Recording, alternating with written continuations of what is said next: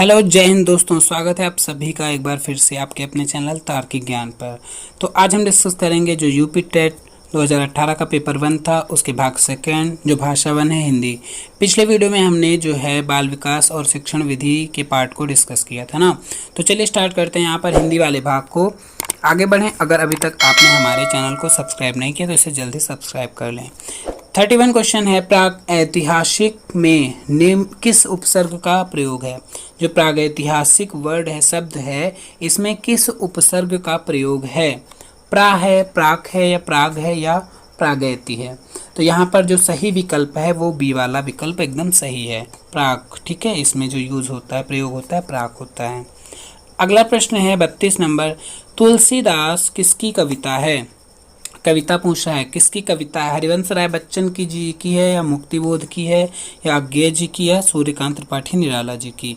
ये भी बहुत इंपॉर्टेंट क्वेश्चन है, 2-3 बार रिपीट हुआ है यूपी टेट में। ठीक है, तो यहाँ पर करेक्ट ऑप्शन जो है वो है option number D, Suryakant Tripathi Nirala ji की है ये तुलसीदास कविता।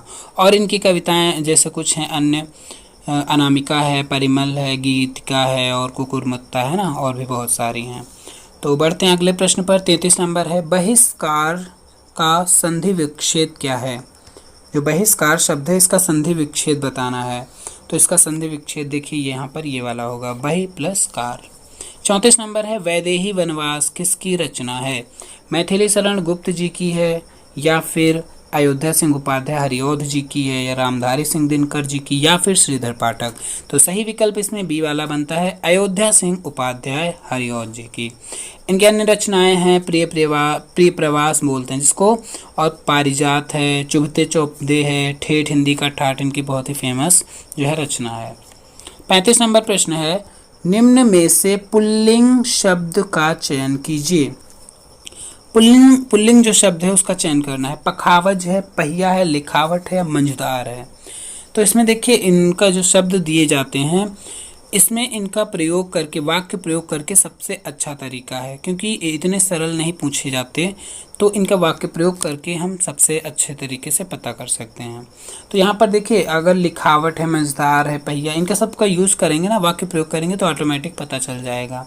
जैसे बोलते हैं ना, पहिया घूम रहा है, तो अगर स्त्रीलिंग होता तो घूम रही होता है ना।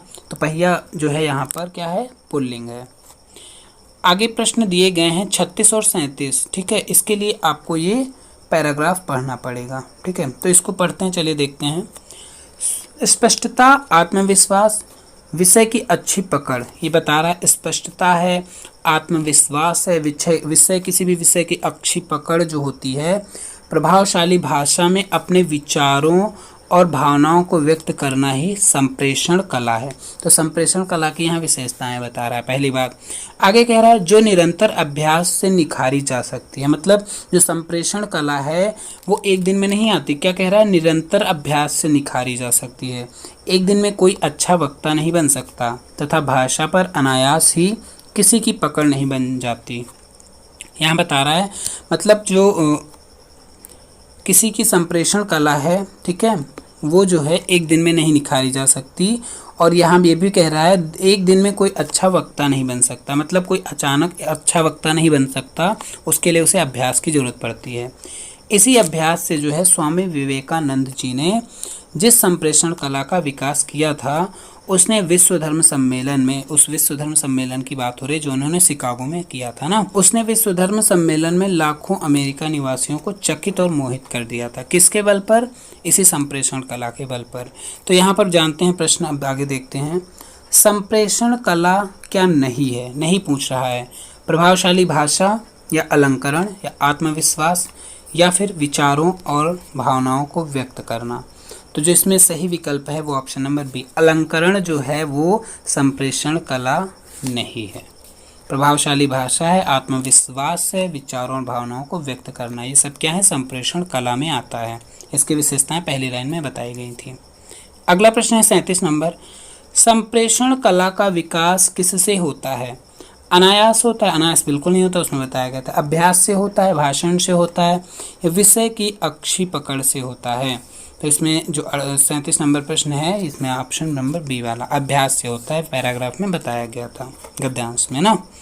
बढ़ते हैं अगले प्रश्न पर। 38 नंबर है, निम्न में से संयुक्त व्यंजन कौन सा नहीं है? संयुक्त व्यंजन, भाई इसमें से जो व्यंजन है जो दो व्यंजनों से मिलकर बनते हैं ना, तो जो दो व्यंजनों से मिलकर बने उन्हें संयुक्त कहा जाता है। तो नहीं बताना है, नहीं ये वाला है, ठीक है। श त्र ज्ञ ये तीनों क्या हैं? ये मिलकर बनते हैं दो व्यंजनों से, इसलिए इनको संयुक्त व्यंजन कहा जाता है। ये वाला नहीं, करेक्ट ऑप्शन बी हो जाएगा इसमें। 39 नंबर प्रश्न है, मृत्युंजय पद में कौन सा समास है? मृत्युंजय, मृत्यु पर विजय प्राप्त करने वाला, या मृत्यु को जिसने जीत लिया हो, वो किसके लिए प्रयोग होता है? शिव जी के लिए, ठीक है। तो यहाँ जब किसी शब्द से पता मतलब ये पता चले, दो शब्दों से पहली बार तो मिलकर बना है और ये तीसरे शब्द की ओर मतलब तीसरी चीज़ की ओर इंडिकेट कर रहा है, ये शिव जी को कहा जाता है ना, इसलिए यहाँ पर कौन सा समास होगा? बहुब्रीहि समास होगा। ए वाला ऑप्शन सही है। 40 नंबर प्रश्न है, अलंकार में किस उपसर्ग का प्रयोग है? उपसर्ग का प्रयोग पूछ रहा है, तो इसमें अलंकार में अलम प्लस कार होता है, ठीक है, अलम होता है। अगला प्रश्न 41 नंबर, यह पुस्तक किसकी है? में रेखांकित शब्द का पद परिचय दीजिए। गुणवाचक विशेषण है, एक वचन है, या फिर सार्वनामिक विशेषण है, एक वचन स्त्रीलिंग। तो यहाँ पर देखिए पुस्तक स्त्रीलिंग है ना, और सार्वनामिक विशेषण यह भी यूज हुआ है, तो यहाँ पर सही विकल्प कौन सा बनेगा? बी वाला बनेगा। अगला प्रश्न है 42 नंबर, विश्लेषण शब्द का विलोम क्या होगा? व्याख्या होगा, विवेचन होगा, संश्लेषण होगा, या विभाजित होगा? तो सही विकल्प है संश्लेषण। विश्लेषण का विलोम क्या होता है? संश्लेषण। 43 नंबर है, जिनका उच्चारण ऊपर के दांतों पर जीभ लगाने से होता है, जो ऊपर के दांत हैं उन पर जीभ लगाने से जो होता है, उन्हें क्या कहते हैं? मूर्धन्य कहते हैं, कंठ कहते हैं। भाई कंठ तो कहते नहीं, तो कंठ से निकलते हैं, है ना, मूर्धन्य। अब यहाँ दांतों की बात हो रही है, दांतों पर जीभ लगाने से, तो जाहिर सी बात है पकड़ में आगे होगा ऑप्शन नंबर सी वाला, दंत होगा इसमें। आगे है 44 नंबर प्रश्न, निम्नलिखित में से ऊष्म व्यंजन कौन से हैं? ऊष्म व्यंजन बताने हैं। तो यहाँ पर देखिए जो तीनों का जोड़ा है कौन सा है? करेक्ट इसमें बी वाला ऑप्शन, श श श, ये तीनों ऊष्म व्यंजन हैं, ठीक है। अत्यधिक का विलोम क्या है? अत्यधिक मतलब बहुत अधिक, इसका विलोम क्या है? बहुत कम, जिसको बोलते हैं अत्यल्प, ठीक है। आगे प्रश्न है, ऋत का विलोम क्या है? ऋत शब्द का विलोम पूछ रहा है, तो यहाँ पर सही विकल्प है अनृत। अनृत का मतलब क्या होता है? अव्यवस्थित, और ऋत का मतलब होता है व्यवस्थित, ठीक है। आगे प्रश्न है 47 नंबर, संकल्प शब्द में उपसर्ग बताना है। तो इसमें सब बहुत इजी है, सम है, कौन सा विकल्प? बी वाला सही है। आगे है 48 नंबर प्रश्न, मुझसे खड़ा भी हुआ नहीं जाता। इस वाक्य का वाच्य होगा, क्या होगा? कर्तृवाच्य होगा, भाववाच्य होगा, कर्मवाच्य होगा, या फिर अन्य होगा? तो यहाँ पर सही विकल्प होगा भाववाच्य, क्योंकि जहाँ पर भाव की प्रधानता होती है ना, क्रिया के जिस रूप से जहाँ भाव की प्रधानता का पता चले वहाँ पर भाववाच्य होता है। 49 नंबर प्रश्न है, तद्भव और उसके तत्सम का कौन सा मेल गलत है? तो गलत मेल हमें चुनना है, यहाँ पर 3 सही हैं और 1 गलत है। देखिए लुनाई लावण्यता ये सही है एकदम, लौंग लवंग ये भी सही है, आंत्र आंत्र ये गलत है, यहाँ पर आंत और अत्र होता है, ये गलत है लिखा हुआ ना, तो ये वाला यहाँ पर विकल्प सही हो जाएगा। अगला प्रश्न है 50 नंबर, लेखक और उसकी रचना का कौन सा जोड़ा गलत है? अब यहाँ पर देखिए 3 सही है, 1 गलत है। स्कंदगुप्त ये देखिए, और यहाँ पर कौन सा है? संस्कृत के 4 अध्याय एकदम सही है, रामधारी सिंह दिनकर। रसज्ञ रंजन किसका है? आचार्य हजारी प्रसाद द्विवेदी। अशोक के फूल भी किसका है? आचार्य हजारी प्रसाद द्विवेदी। देखिए यहाँ स्कंदगुप्त जो है वो किसका नाटक है? जयशंकर प्रसाद जी का नाटक है, ना कि लक्ष्मी नारायण जी का। तो सही विकल्प यहाँ पर ए वाला बन जाएगा। आगे का प्रश्न है 51 नंबर, कवि और उसकी रचना का कौन सा जोड़ा सही नहीं है? यहाँ पर भी सेम वैसा क्वेश्चन है, रचनाएं बदली है ना। परिमल ये तो अभी हमने बताया था, ये तो एकदम सही है, निराला जी का है ना। कौन सा नहीं सही वो पूछ रहा है। शिवराज भूषण, भूषण जी की रचना है। शब्द रसायन ये भी देव जी की है, लेकिन लास्ट वाला जो उद्धव शतक है ये भारतेंदु जी का नहीं है। करेक्ट ऑप्शन कौन सा होगा? डी वाला होगा। ये रचना किसकी है? जगन्नाथ दास जी की। जगन्नाथ दास रत्नाकर जी हैं, उनकी रचना है उद्धव शतक। आगे का प्रश्न है 52 नंबर, लेखक और उसके कृति के युग्म में कौन सा युग्म गलत है? अब यहाँ पर भी यही सेम वैसा ही प्रश्न है, यहाँ पर भी गलत पूछ रहा है ना। तो देखिए, आर्यों का आदि देश, ये भी है डॉक्टर संपूर्णानंद, करेक्ट है। वोल्गा से गंगा, ये राहुल सांकृत्यायन जी का है, ये भी सही है। सूरज का सातवां घोड़ा, ये भी एकदम करेक्ट है, मतलब ये तीनों सही हैं। लेकिन लास्ट का है दर्शन दिग्दर्शन, ये रामचंद्र शुक्ल जी का नहीं है, ये करेक्ट ऑप्शन बन जाएगा यहाँ पर।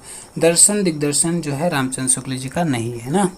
आगे प्रश्न है 53 नंबर, विराम चिन्ह की दृष्टि से कौन सा वाक्य अशुद्ध है? पूछ रहा है, अशुद्ध वाक्य बताना है।